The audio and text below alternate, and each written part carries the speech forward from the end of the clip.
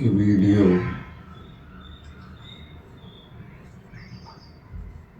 विलेता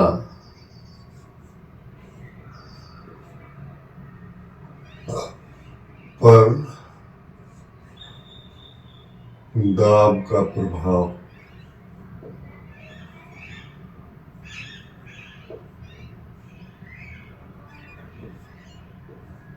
विलेता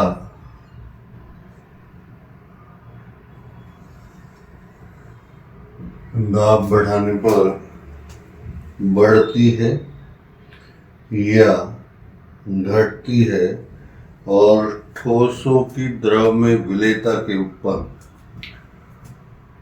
इन factors का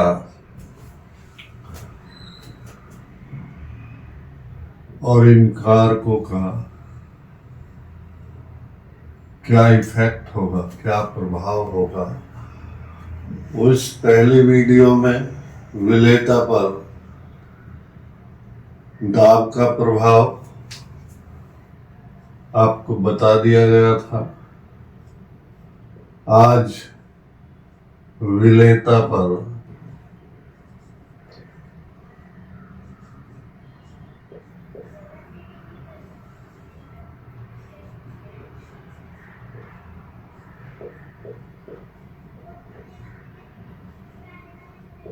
दाब का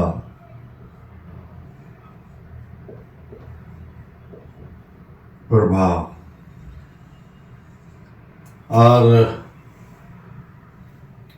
ठोस और द्रव विलयन की विलेयता बढ़ाने पर ठोस या विलेय दाब बढ़ाने पर घटेगी या बढ़ेगी। विलेयता पर दाब का कोई प्रभाव नहीं पड़ता, ये मैं आपको बता चुका हूँ। विलेयता पर ताप का प्रभाव, ताप बढ़ाने पे विलेयता बढ़ेगी या घटेगी, इसके लिए अभिक्रिया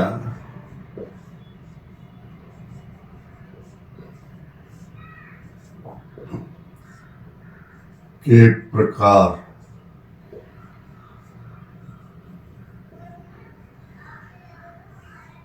दो प्रकार ऊष्मा के आधार पर ऊष्मा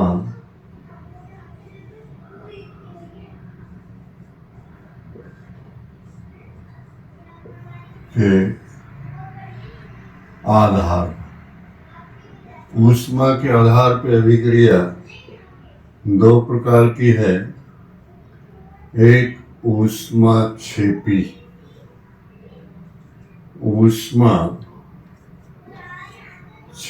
अभिक्रिया,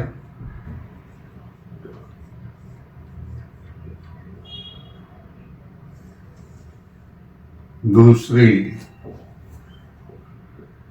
ऊष्मा शोषी क्रिया। ऊष्मा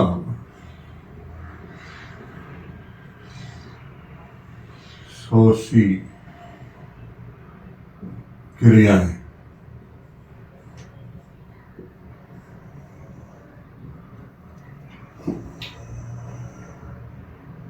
ऊष्मा क्षेपी और ऊष्मा शोषी क्रियाएं क्या है? ऊष्मा क्षेपी और ऊष्मा शोषी अभिक्रियाएं क्या है, कैसे हम इफेक्ट निकालेंगे? ऊष्मा क्षेपी अभिक्रिया ऐसी अभिक्रिया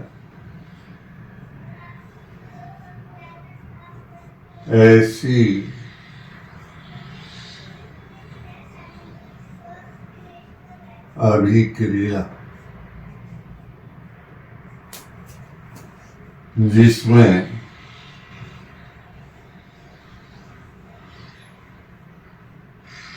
ऊष्मा उत्सर्जित हो,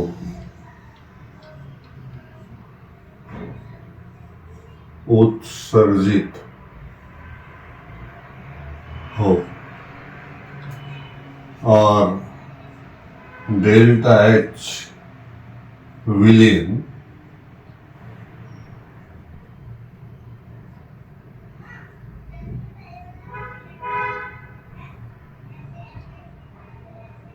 greater than 0.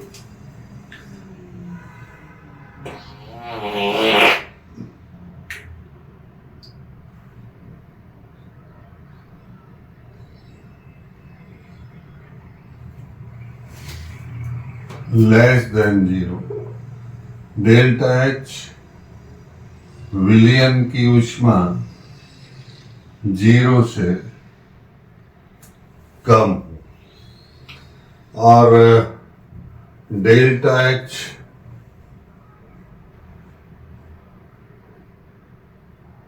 ऋणात्मक negative,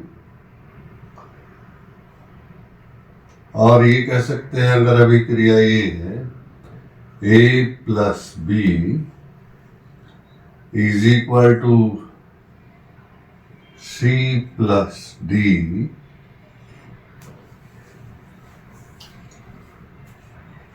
C plus D plus delta H।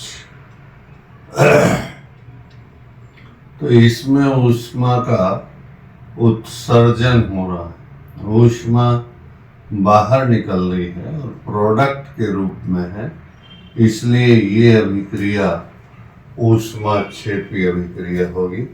अगर मैं ये कहूं कि इस अभिकारक की ऊष्मा HA और इसकी अभिक्रिया ऊष्मा HB, इसकी प्रोडक्ट है ये HC और इसकी HD, तो होना क्या चाहिए HA plus HB is equal to HC plus HD plus delta H। या ये कहिए कि ऊष्मा तब निकलेगी अगर मैं ये कहूं कि ये डेल्टा H अभिकारक की है या रिएक्टेंट की है और ये प्रोडक्ट की है डेल्टा HP, तब delta H is equal to delta H is equal to delta HR minus delta HP।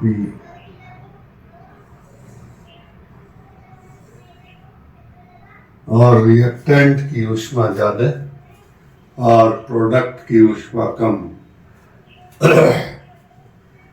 उस अवस्था में डेल्टा H पॉजिटिव होगा, हीट निकलेगी और ऐसी अभिक्रिया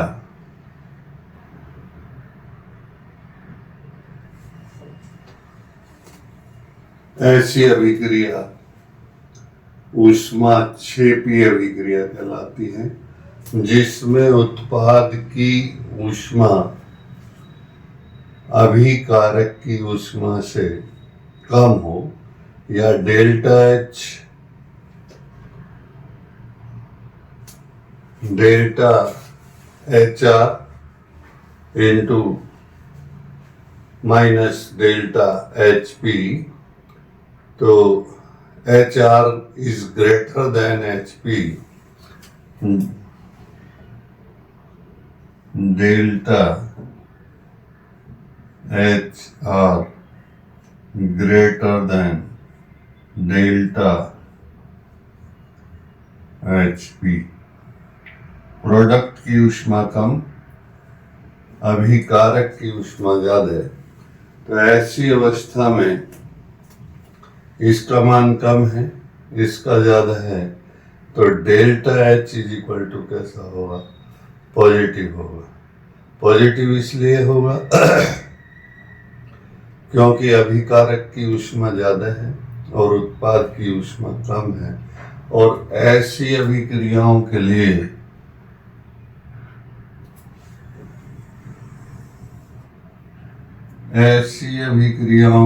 कहा गया है कि जो ऊष्माक्षेपी अभिक्रिया है उसका अगर टेम्परेचर बढ़ा दिया जाए, ताप अधिक कर दिया जाए,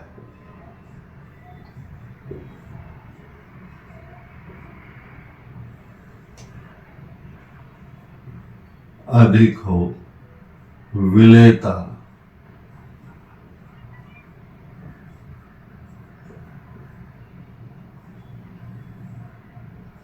कम हो,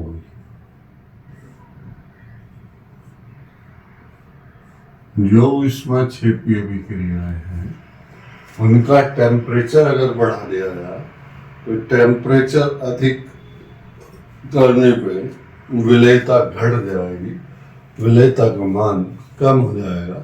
अगर आप विलेयता बढ़ाना चाहते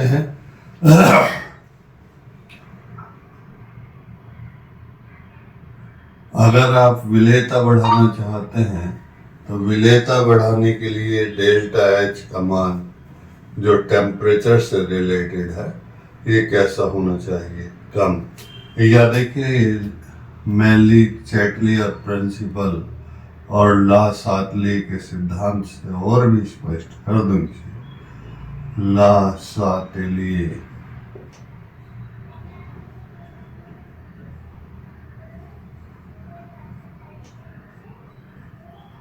के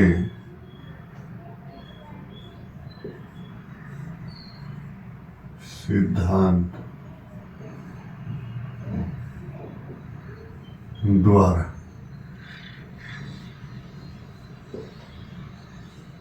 ली चार्टलियर प्रिंसिपल और ला सातले का सिद्धांत क्या है? यही मान लीजिए अभिक्रिया है A प्लस B, और इसे अगर ऐसे कहें कि ये विलेय है और ये विलायक है,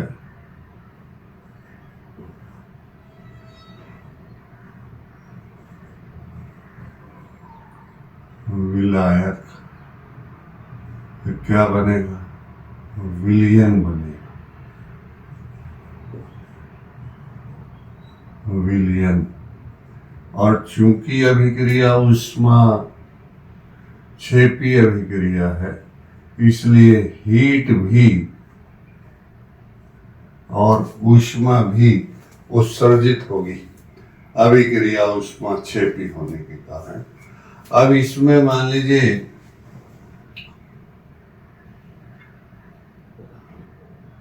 ये विलेय है और ये विलायक है, ये सॉलिड है और ये लिक्विड है, ये सॉल्यूशन बन गया। अब इसमें टेम्परेचर अगर बढ़ाया जाए, ये ला सातले का सिद्धांत ये कहता है कि ये अभिक्रिया है तो इसमें इधर की वैल्यू और इधर की वैल्यू दोनों कैसी होनी चाहिए? बराबर।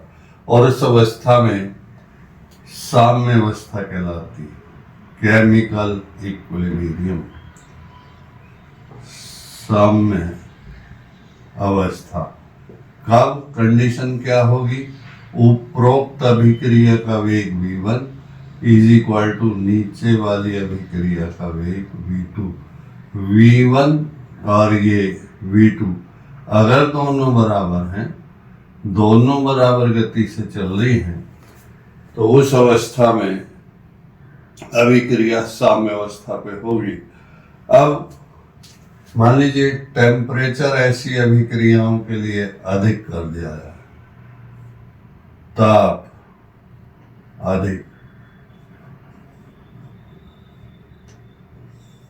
अधिक किया जाए, तो विलेय ज्यादा घुलेगा या कम घुलेगा, ये ली चैटले प्रिंसिपल बिल्कुल स्पष्ट कर देगा। टेम्परेचर अगर बढ़ा जाए, इस अभिक्रिया को देखिए जो साम्यावस्था में है, इधर का मान और इधर का मान दोनों बराबर है। अगर इसका टेम्परेचर बढ़ा दिया जाए तो टेम्परेचर बढ़ाने से हीट बढ़ जाएगी और हीट बढ़ने से ये वैल्यू बढ़ जाएगी, और चूंकि वैल्यू बढ़ जाएगी इसलिए नीचे वाली अभिक्रिया V2 ग्रेटर देन V1, और तब तक V2 ग्रेटर देन V1 होगा। V2 का मान या पश्च अभिक्रिया का मान अग्र अभिक्रिया के मान से अधिक हो जाएगा, और तब तक अधिक होगा जब तक फिर साम्यावस्था नहीं आती। इसका मतलब ये है कि अगर आपने टेम्परेचर अधिक कर दिया, टेम्परेचर बढ़ा दिया, इसका टेम्परेचर बढ़ाने से डेल्टा H बढ़ेगा। अभिक्रिया नीचे वाली अभिक्रिया क्या है, विलयन है, और विलयन से विलेय और विलायक ये जुड़ना बंद हो जाएगा, और उस अवस्था में इसकी विलेयता, विलेय की विलेयता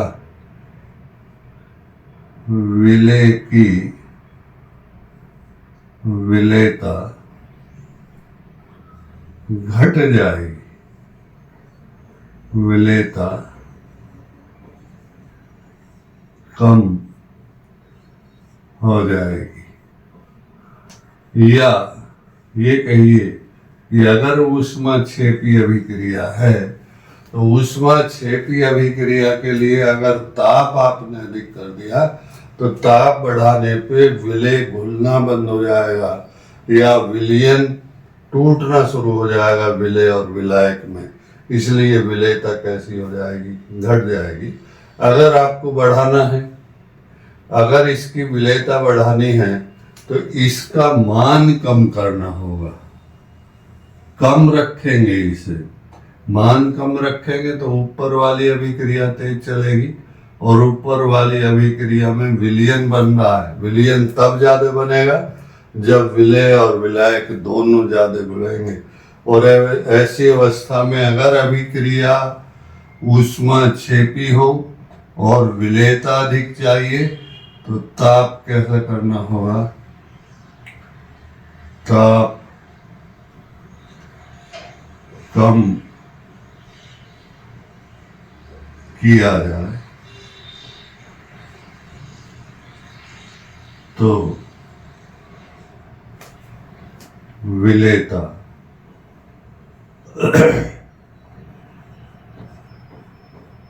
अधिक हो। ये ऐसी अभिक्रियाओं के लिए है जिसमें हीट निकलती है, जिसमें ऊष्मा उत्सर्जित होती है। उन अभिक्रियाओं के लिए ताप जितना आप कम रखेंगे उतना ही विलेय अधिक घुलेगा। जैसे देखिए एग्जाम्पल, मैं आपको एक एग्जाम्पल इसके बारे में बताऊं। ये एग्जाम्पल है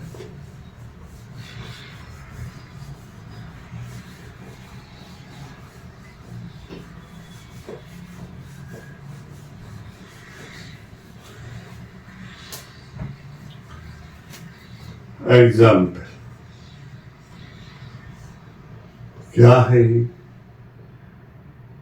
चूने पत्थर का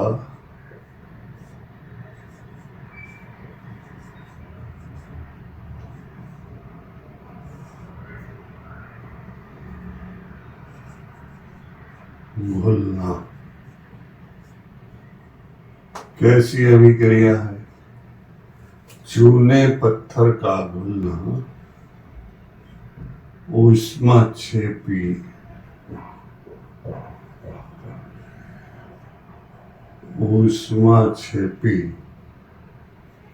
अभिक्रिया है।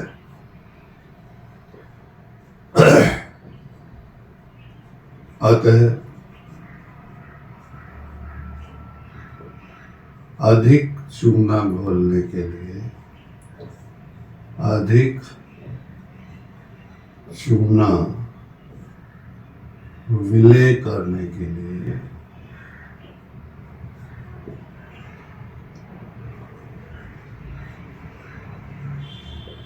करने के लिए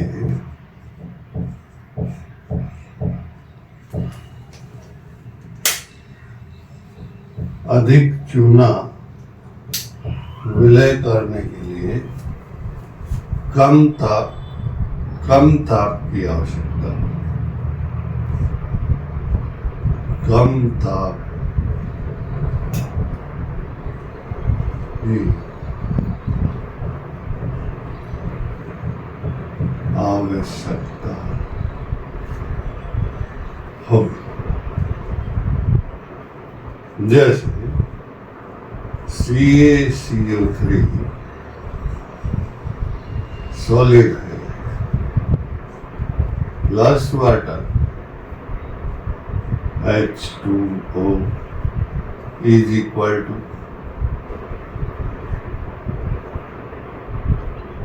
CaCO3 solution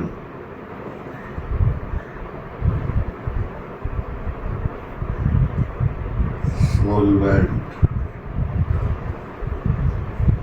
liquid plus delta H। ये अभिक्रिया ऊष्माक्षेपी अभिक्रिया है, क्योंकि डेल्टा H ऊष्मा इसमें उत्सर्जित हो रही है, तो ऊष्माक्षेपी अभिक्रिया है। अब ऐसी अभिक्रियाओं में चूने को अधिक घोलने के लिए ऊपर वाली अभिक्रिया का वेग बढ़ाना होगा। यह कंडीशन कौन सी लानी होगी? V1 greater than V2।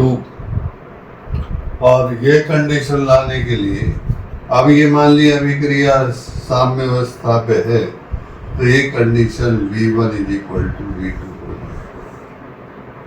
ये V1 और ये V2, और इस अभिक्रिया में इधर का कंसंट्रेशन और इधर का कंसंट्रेशन दोनों कैसे होंगे? बराबर। अब मान लीजिए कंडीशन हमें ये ज्यादा घोलना है, तो ये ज्यादा घोलने के लिए डेल्टा H का मान कैसा चाहिए? हीट है ये, और टेम्परेचर का सीधा संबंध इस डेल्टा H से है। टेम्परेचर अगर बढ़ेगा तो डेल्टा H का मान बढ़ेगा, और टेम्परेचर अगर घटेगा या ताप अगर घटेगा तो डेल्टा H का मान घटेगा। अब मान लीजिए हमें अभिक्रिया ऊपर वाली तेज चाहिए, V1 अधिक चाहिए, और कंडीशन विलेयता के लिए V1 ग्रेटर देन V2।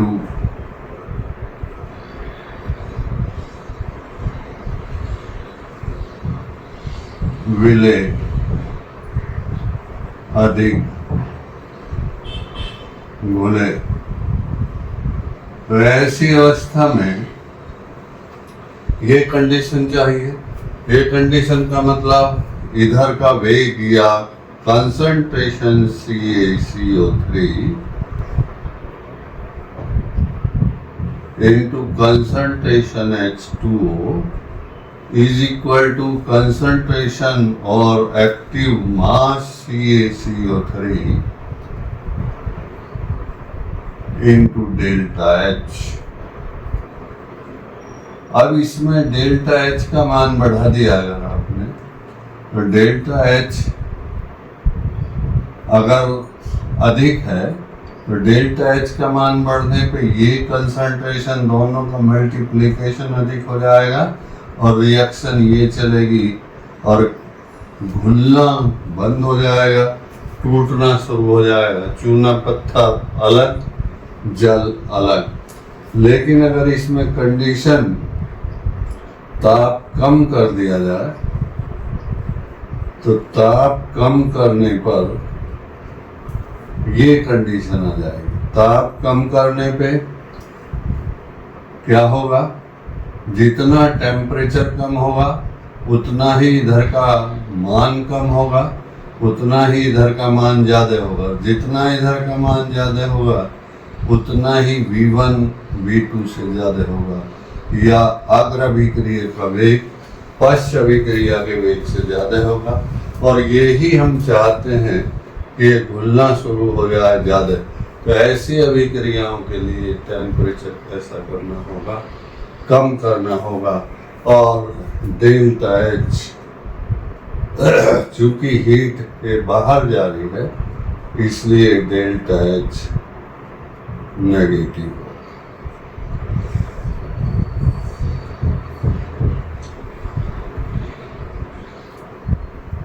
दूसरा, अभिक्रिया ऊष्माक्षेपी अभिक्रिया हो।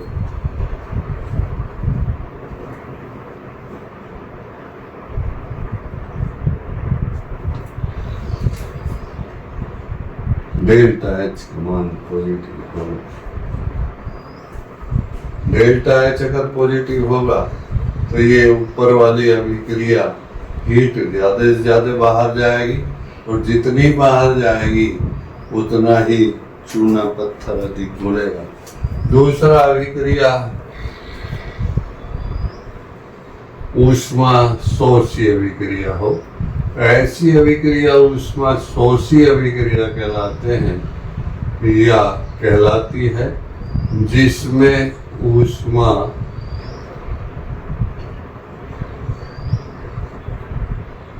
शोषित हो।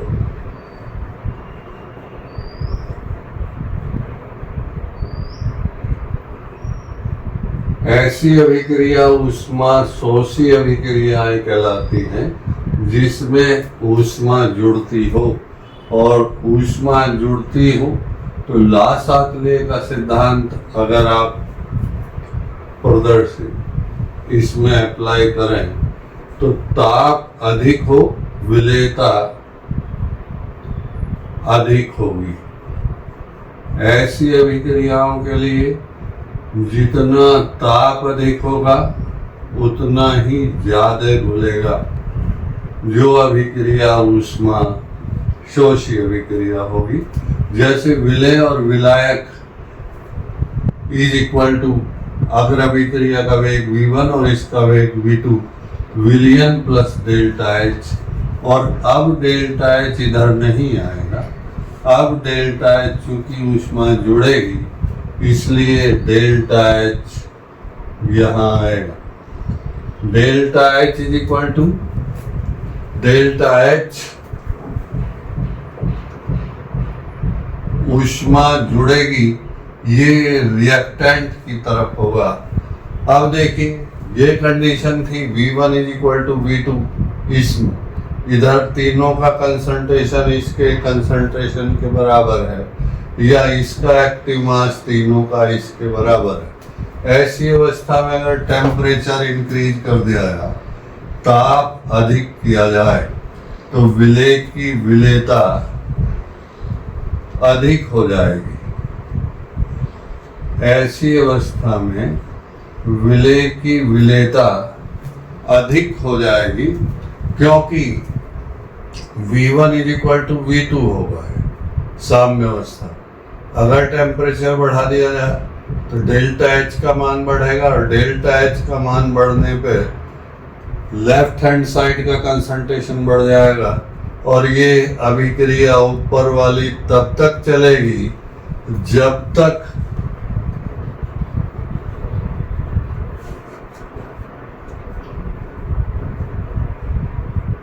दोनों वेग बराबर ना हो जाए। इसका मतलब जितना टेम्परेचर आप देते जाएंगे उतनी ही विलेयता अधिक हो जाएगी, और यदि ताप कम कर दिया जाए तो विलेयता भी कम हो जाएगी। तो अब दो कम होगी और इसमें डेल्टा एच नेगेटिव होगा। डेल्टा एच जुड़ेगा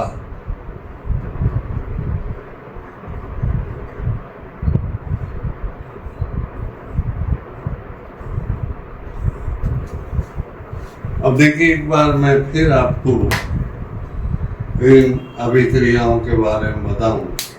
अभिक्रिया ऊष्मा के आधार पर दो भागों में बटी हुई है, एक ऊष्माक्षेपी अभिक्रिया, एक ऊष्मा शोषी अभिक्रिया।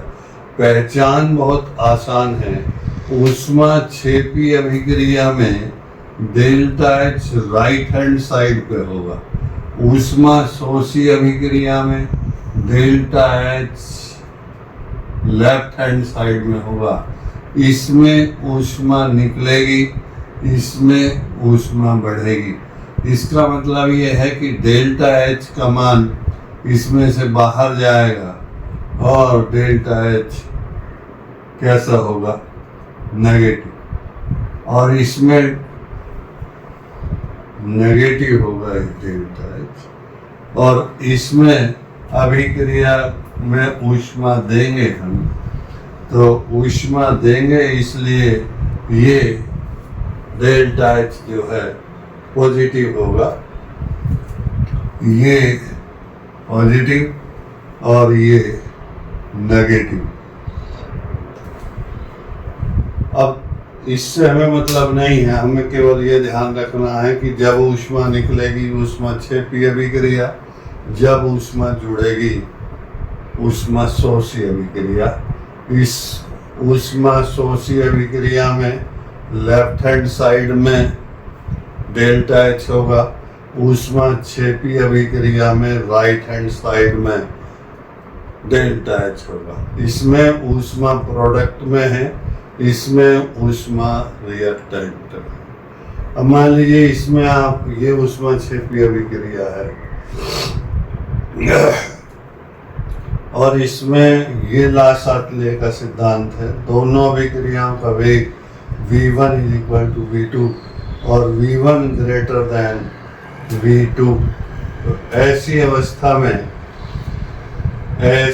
अवस्था में विलेय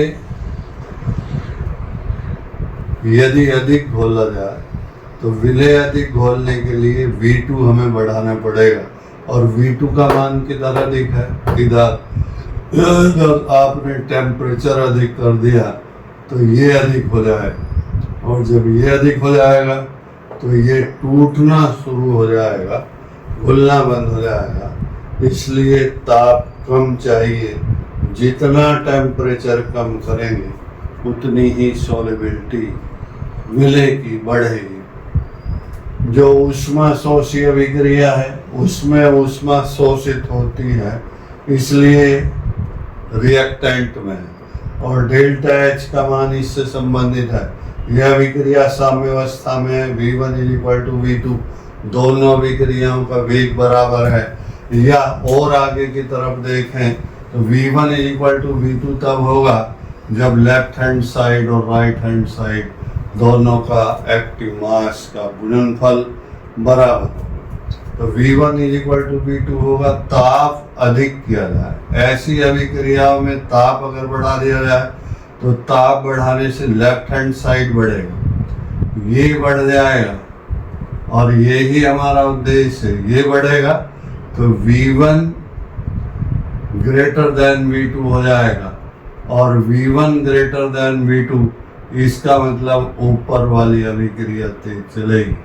और ऊपर वाली अभिक्रिया तेज चलेगी अगर हीट निकलती है किसी अभिक्रिया में और आप उसकी विलेयता बढ़ाना चाहते हैं तो ताप भी आपको बढ़ाना होगा। ताप अधिक किया जाए, विलेय की विलेयता अधिक हो जाएगी। ताप कम कर देंगे, इसका मान कम हो जाएगा, इसका मान अधिक हो जाएगा, कंडीशन रिवर्स हो जाएगी और V2 ग्रेटर देन V1। और ऐसी अवस्था में विलयन बनेगा नहीं, विलयन टूटेगा ज़्यादा। तो विलेय की विलेयता अधिक हो जाएगी। कब? जब ताप अधिक हो। विलेय की विलेयता कम हो जाएगी जब ताप कम। तो ये ताप का प्रभाव है। और इसी के साथ ये ताप का प्रभाव, दाब का प्रभाव, ये मैं आपको बता चुका हूँ कि दाब घटाने या बढ़ाने पर विलेयता का या विलेयता पर कोई प्रभाव नहीं पड़ता, ना घटेगी ना बढ़ेगी, चूंकि विलेय के अंतरा अणुक दूरी बहुत कम होती है, स्पेस नहीं होता, इसलिए विलेय को दबाया नहीं जा सकता। बहुत कम अवस्था में दबेगा, और जब कम अवस्था में दबेगा तो उसमें विलायक के अणु उनको स्थान नहीं मिलेगा, और स्थान नहीं मिलेगा इसलिए विलयन नहीं बनेगा। अतः दाब का कोई प्रभाव नहीं पड़ेगा विलेयता पे, चाहे आप घटाइए या बढ़ाइए। और उस अभिक्रिया की विलेयता है जिसमें विलेय ठोस अवस्था में और विलायक द्रव अवस्था में विलयन बनाते हों। तो अब तक जितना भी मैंने इफेक्ट बताया है, प्रभाव बताया है, वो सब उस तरह की अभिक्रियाओं के लिए है जिसमें विलेय सॉलिड अवस्था में और विलायक द्रव अवस्था में उसके लिए। अब दूसरा, गैसों की द्रव में विलेयता। गैसों की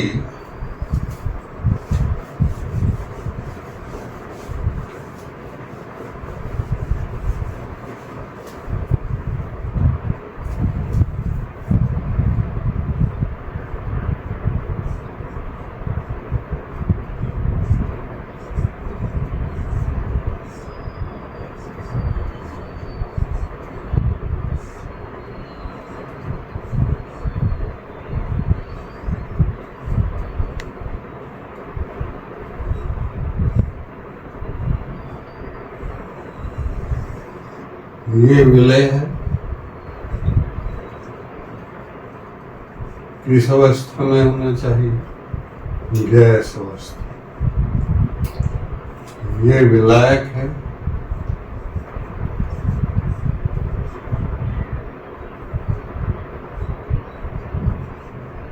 किस अवस्था में होना चाहिए?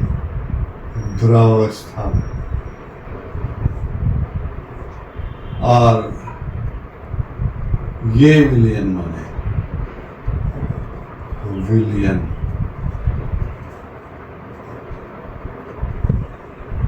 तो सबसे पहले गैसों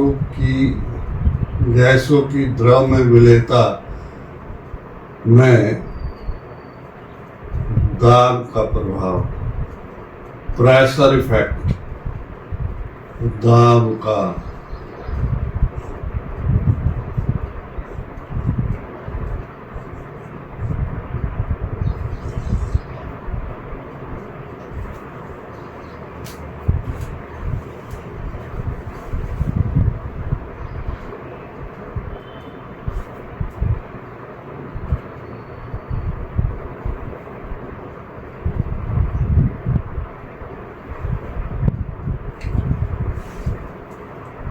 गैसों की द्रव में विलेयता और इस प्रकार के विलयन है।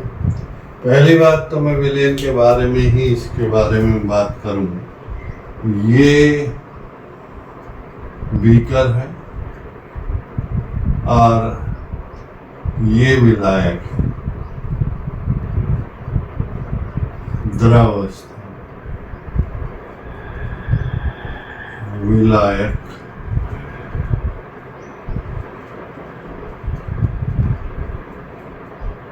किस अवस्था में है?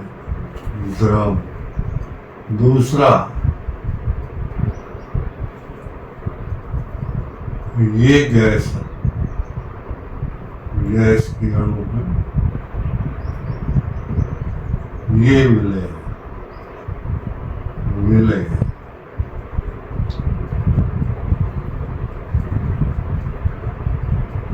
गैस अवस्था। अब इसकी विलेयता क्या है? विलेय और विलायक, गैस को द्रव में बनाने के बाद जो भी गैस घुलती है वो उसकी क्या कहलाती है? विलेयता कहलाती है। तो ये जो सॉल्यूशन बनेगा ये विलेयता बनेगा। अब जैसे हाइड्रोजन है, ऑक्सीजन है, इन्हें अगर पानी में घोला जाए तो ये बहुत कम घुलती है, इसलिए हम ये कहेंगे कि इनकी विलेयता कैसी कम है। HCl है, HCl को पानी में घोलिए, बहुत ज़्यादा घुलती है, इसलिए HCl गैस की विलेयता जल में अधिक है। इसके बाद ये तो रही विलेयता की बात। अब दाब बढ़ाने पे क्या प्रभाव पड़ेगा? अगर इस अभिक्रिया को आप देखें तो गैस के अणु कहाँ जाएंगे? यहाँ, और फिर ये विलयन से कहाँ जाएंगे? ऊपर। तो इस प्रकार जो विलेयता है उसमें विलयन के अणु गैस में और गैस के अणु इस विलायक में, और ये कंडीशन जो है विलेयता कहलाती है। और ये कहिए कि इन अणुओं का जुड़ना संघनन क्या कहलाएगा?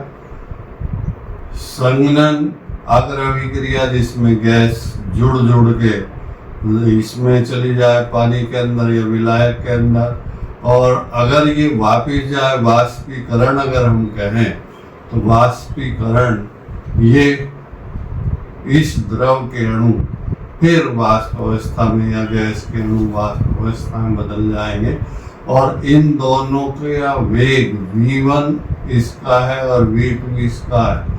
अगर ये V1 = V2 हो तो उस अवस्था में ये गैस से द्रव plus gas plus liquid = solution, और सॉल्यूशन = गैस प्लस लिक्विड, ये V1 और ये V2। साम्य अवस्था में ये ही स्थिति चलती रहेगी, और इस अवस्था में जो भी विलय के अणुओं का द्रव की सतह पर लगाया गया दाब उसका दाब कहलाता है, वाष्प दाब कहलाता है। और कैसे विलेयता बढ़ेगी और कैसे विलेयता घटेगी उसका दाब पे क्या प्रभाव पड़ेगा। मान लीजिए आपने दाब बढ़ाया, अभी मैंने आपको ये बताया है कि ये विलयन था, ये फर्स्ट पोजीशन थी, अब ये सेकंड पोजीशन है। इसमें नीचे का जो विलायक है उसका आयतन उतना ही है, ना घटा है ना बढ़ा है, लेकिन इस पे दाब लगा दिया। इस पे क्या लगा दिया? दाब। और दाब लगाने पे क्या होगा? जब हम गैस के अणुओं पे दाब लगाएंगे, ये गैस है, ये लिक्विड है, और गैस प्लस लिक्विड = सॉल्यूशन। अब मान लीजिए प्रेशर आप बढ़ा रहे हैं,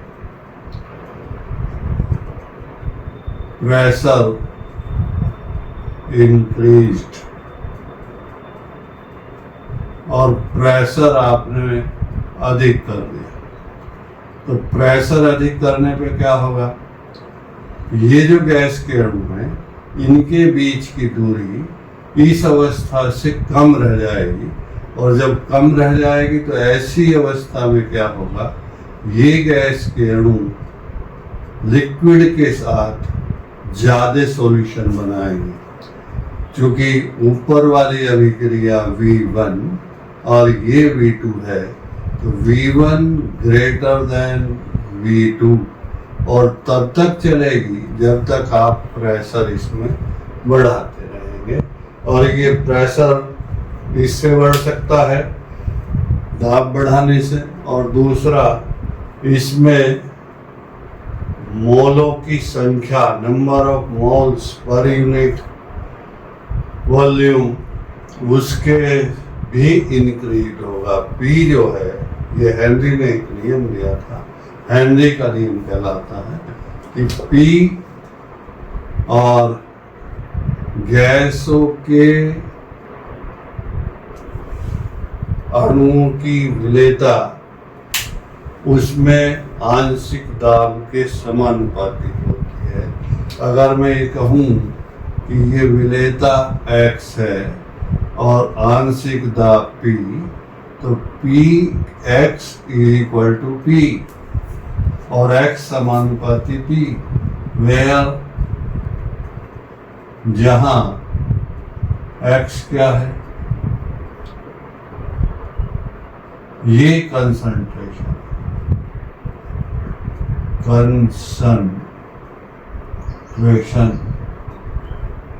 और P क्या है, पार्शियल प्रेशर,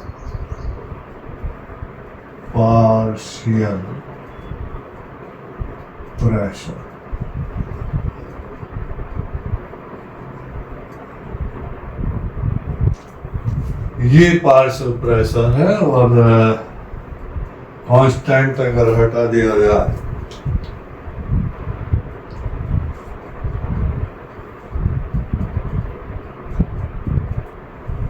तो गैसों में किसी भी द्रव की विलेयता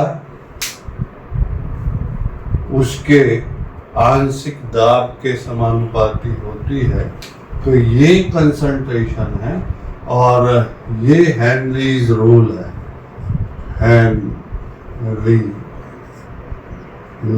हेनरी का नियम कहलाता है।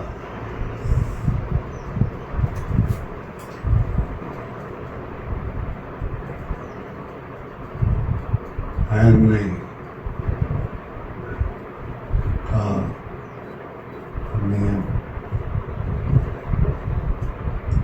कब होगा, जब T कांस्टेंट होगा, जब T स्थिर होगा कांस्टेंट और x ये है। तो मैं अब ग्राफ ही खींच के बताऊं, ये विलेयता, ये विलायक है और ये गैस के अणुओं का द्रव की सतह पर लगाया गया दाब किसके समानुपाती होगा, P के। ये है हेनरी का नियम और x समानुपाती P और x = KH × P, जहां KH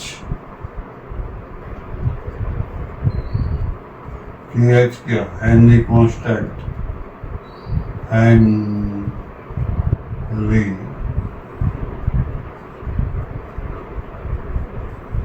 कांस्टेंट, हेनरी नियतांक है। और ये कह सकते हैं कि KH =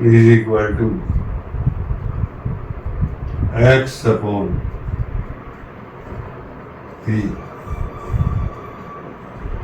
पार्शियल प्रेशर बढ़ाओगे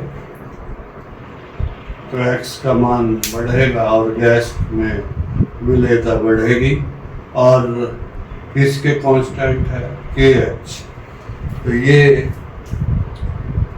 आंशिक दाब P समानुपाती KH × x, KH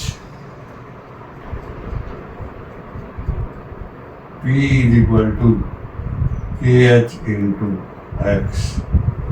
तो ये हेनरी कांस्टेंट है और Henry constant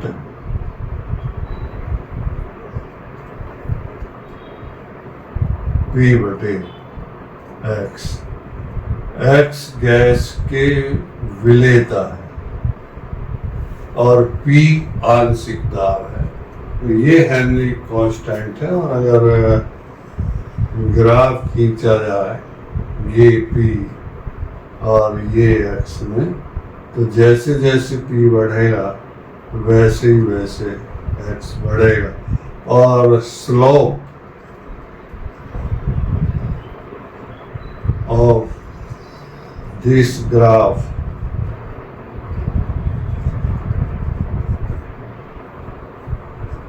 is equal to KH। ये P ऊपर की तरफ बढ़ेगा और ये x लेफ्ट से राइट की तरफ बढ़ेगा। तो ये ग्राफ होगा और मोलर कंसंट्रेशन बढ़ेगी अगर टेम्परेचर आंशिक दाब आप बढ़ाएंगे। आंशिक दाब बढ़ाने पे मोलर कंसंट्रेशन या HCl का मोल अंश है, कितना अंश उसमें मिला है, ये उसकी मोललता कहलाती है। हेनरी कांस्टेंट है KH। अब KH का मान भिन्न भिन्न है। KH का मान गैस की प्रकृति पर निर्भर करता है और दिए गए, और KH का मान जितना अधिक होगा द्रव में गैस की विलेयता उतनी ही कम होगी। KH का मान जितना अधिक होगा द्रव की गैस में विलेयता उतनी ही कम होगी। KH का मान अगर अधिक है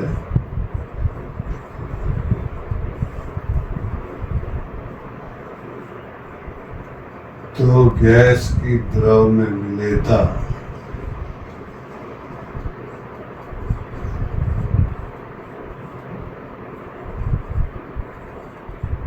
कम होगी।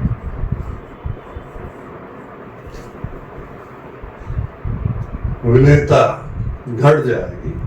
तो ये हेनरी का रूल है और हेनरी का रूल X समानुपाती P या P समानुपाती X, X मोलल फ्रैक्शन है। मोलल फ्रैक्शन और दूसरे शब्दों में इसे क्या कर सकते हैं, कंसंट्रेशन। टेम्परेचर का मान, कुछ का टेम्परेचर बढ़ाने पे विलेयता बढ़ती है, कुछ का टेम्परेचर घटाने पे विलेयता घटती है। तो ये हेनरी का रूल है और इसका जो मुख्य है KH का मान अगर अधिक होगा तो गैस की विलेयता X का मान कम होगा, ये घट जाएगी। KH अगर अधिक होगा तो ये घटेगी, या ये कहिए कि KH और X बराबर P के, तो इन दोनों का गुणनफल ये अधिक होगा तो ये कम होगा, ये अधिक होगा तो ये कम होगा। तो इन दोनों का रिलेशन है ये, चूंकि X समानुपाती P है। टेम्परेचर बढ़ाने पे कुछ गैसों की विलेयता बढ़ती है, कुछ की ज्यादातर घटती है। जैसे एग्जाम्पल इसका है,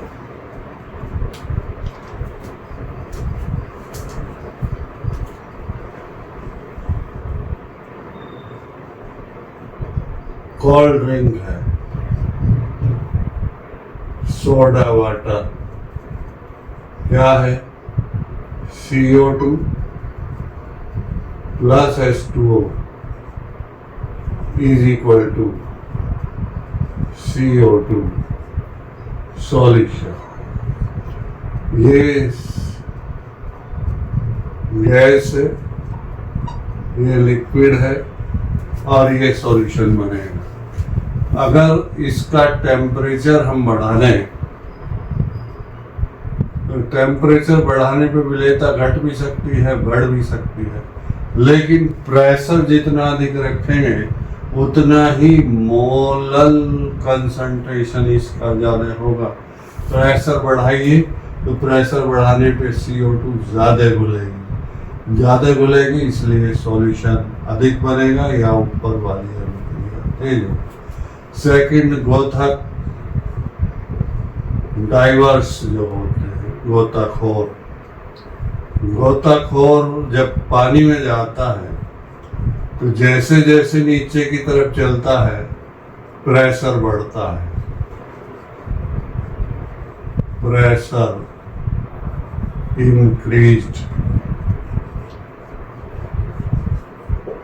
गोताखोर ये मान लीजिए नदी है और जितनी हाइट ज्यादा होगी नीचे की तरफ उतना ही प्रेशर बढ़ेगा। जितना प्रेशर बढ़ेगा उतना ही गैस का मोलल फ्रैक्शन या गैस का कंसंट्रेशन बढ़ेगा, और जितना कंसंट्रेशन बढ़ेगा उतना ही वायु उसके अंदर ज़्यादा डिजोल्व होगी, ज़्यादा घुलेगी, और जैसे जैसे फिर वापस आएगा तो प्रेशर इंक्रीज होगा, और उस अवस्था में ये बाहर निकलने शुरू हो जाती है गैस वायु। और वायु के अंदर नाइट्रोजन के परसेंटेज ज़्यादा है, इसलिए नाइट्रोजन जो वेन्स हैं, जो ब्लड ले जाने का वेन्स हैं, उनमें ब्लेंड बन जाते हैं और बुलबुले बन जाते हैं, थक्के बन जाते हैं,